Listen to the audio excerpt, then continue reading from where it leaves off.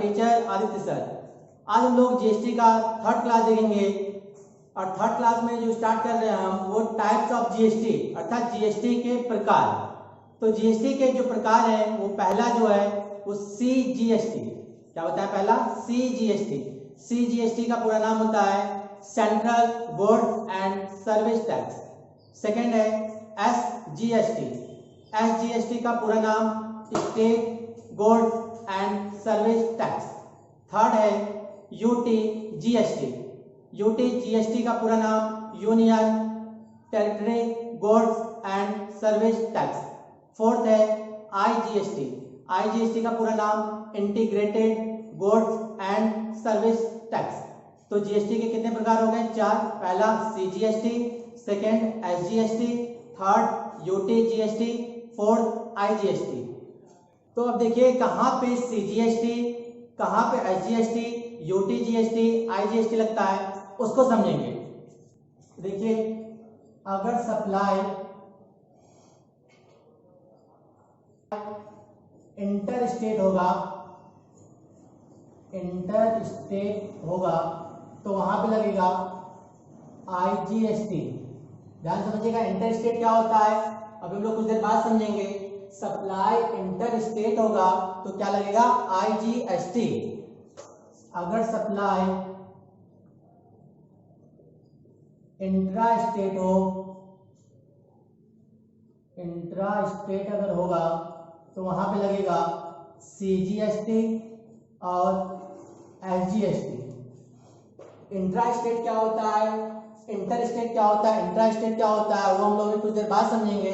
तो पहले ये समझ लीजिए कि सप्लाई अगर इंटर स्टेट है तो वहां पे लगेगा आईजीएसटी, सप्लाई अगर इंट्रा स्टेट है तो वहां पे लगेगा सीजीएसटी, एसजीएसटी। अगर सप्लाई इंट्रा यूनियन टेरिटरी है तो यहाँ पे क्या लगेगा वो देखिए सीजीएसटी लगेगा और यूटीजीएसटी लगेगा।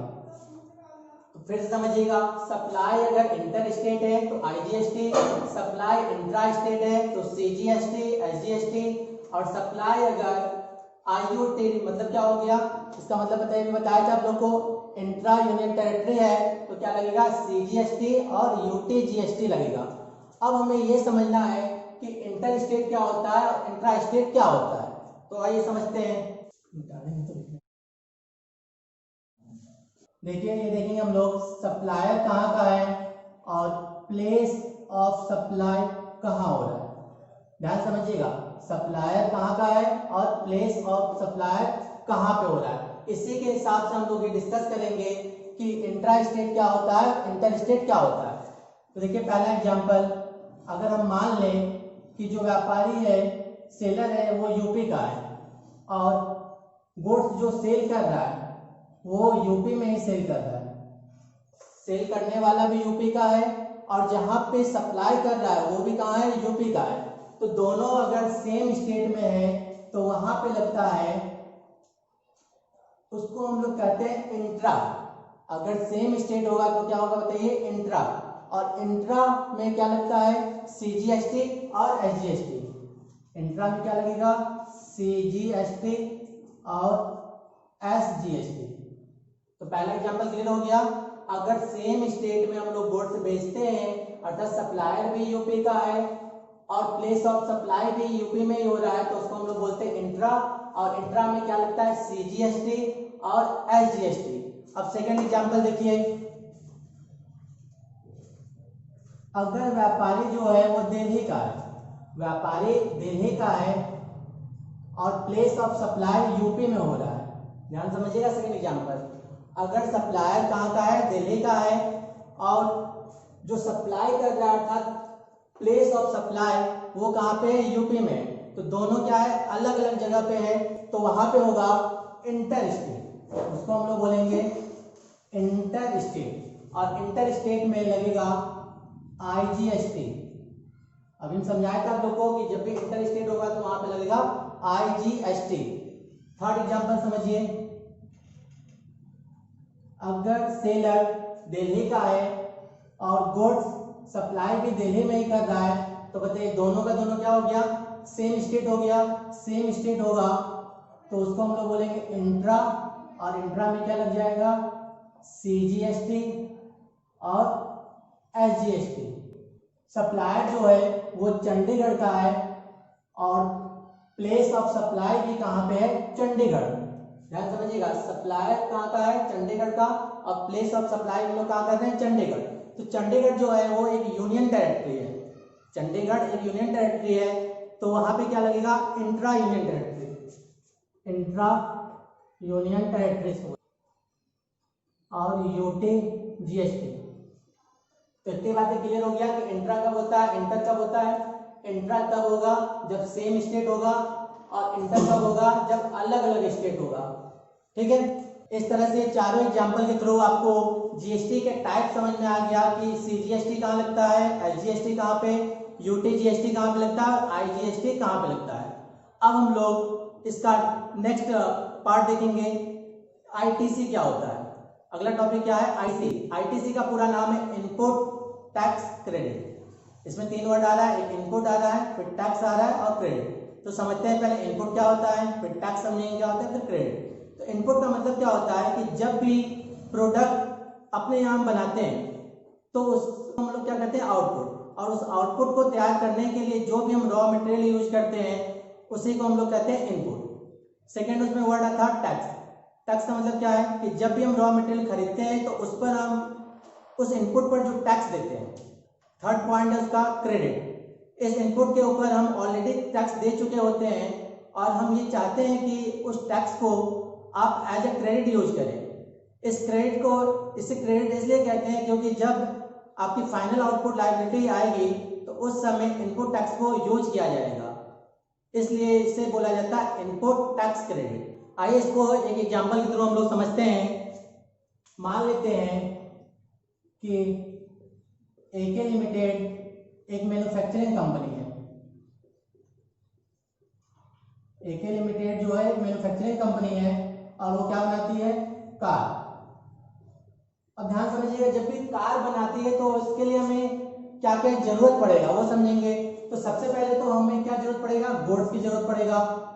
गुड्स का मतलब क्या हो गया, रॉ मटेरियल। जैसे रॉ मटेरियल के लिए हमें क्या जरूरत पड़ता है, जैसे टायर की जरूरत पड़ेगा। उसके अलावा जो उसमें ऊपर से कवर हम लोग लगाते हैं उसकी जरूरत पड़ेगा मेटल की। फिर पैंट की जरूरत पड़ेगा, तो इसको हम लोग क्या बोलते हैं, गुड्स।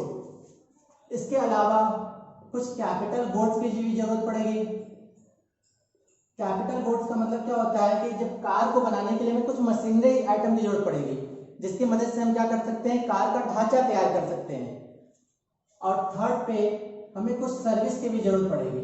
सर्विस का काम कौन करेगा, इंजीनियर।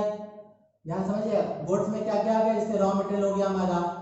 कैपिटल गुड्स में क्या आ गया, जैसे मशीनरी हो गया।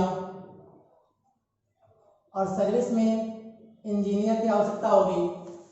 अब समझिएगा, जब भी हम गुड्स खरीद के लाएंगे, कैपिटल गुड्स का इस्तेमाल करेंगे, सर्विस का इस्तेमाल करेंगे, तो इन सब पे हमें कुछ ना कुछ टैक्स देना पड़ेगा। हम मान लेते हैं कि रॉ मटेरियल को परचेज करने में 10,000 रुपया हमें टैक्स देना पड़ा। कैपिटल गुड्स का इस्तेमाल करने के लिए 5,000 रुपया टैक्स का देना पड़ा। सर्विस का इस्तेमाल करने के लिए 3,000 रुपया देना पड़ा। तो टोटल हमें जो टैक्स देना पड़ा वो 18,000 देना पड़ा। अर्थात किसी भी गुड्स को जब हम मैन्युफैक्चरिंग करते हैं तो ये सारे जो रॉ मटेरियल परचेज करते हैं, रॉ मटेरियल यूज करते हैं, उन सब पे हमें कुछ ना कुछ टैक्स देने होते हैं। तो ये सारे जो टैक्स आए इसको हम लोग बोलते हैं input tax. Input tax total कितना आ गया हमारा, 18,000। अब हमारा कार बनके तैयार हो गया है। इस कार को हम क्या करेंगे, मार्केट में सेल आउट करेंगे। मान लेते हैं कि इस कार को 1 लाख रुपए में सेल किए। इस कार को 1 लाख रुपए में सेल कर दिए।